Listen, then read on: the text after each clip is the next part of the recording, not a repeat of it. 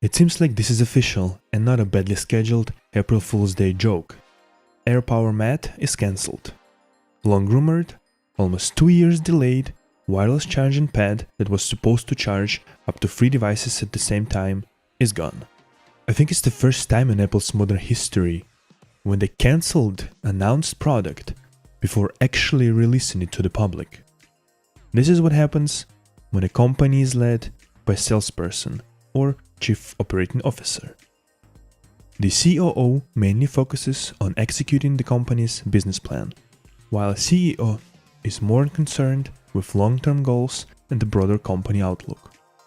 And guess who was Apple's COO when Jobs was still around? Tim Cook. And before he became a guy responsible to bring Apple more money by streamlining their lineup of products, pressuring suppliers, etc., Cook worked as Apple's vice president of worldwide sales and operations. And the result of this person's reign at Apple we see now, 8 years after Jobs' death, more clearly than ever. From MacBooks with absolutely faulty keyboards, to overheating issues, to constant Mac Pro delays, and now to an actual cancellation of an announced product. Yet Apple just had an event with shit ton of celebrities and presented more new ways how they will extract even more money from the people, be it video services or becoming almost an actual bank. While at the same time they're unable to create even a few pieces of hardware that actually work properly.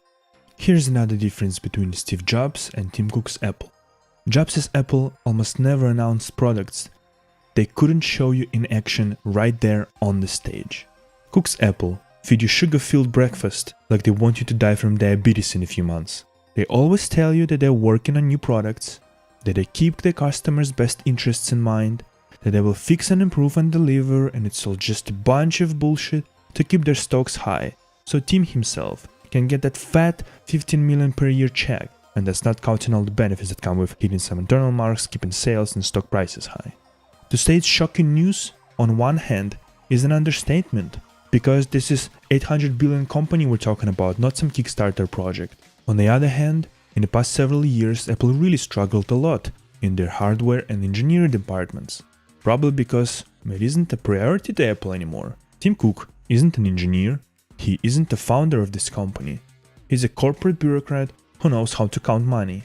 Even though that was never Apple's core idea.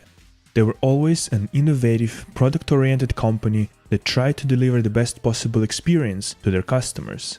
And those times seem to be, if not long gone, definitely rapidly vanishing away. Thanks for watching, see you in the next video, take care.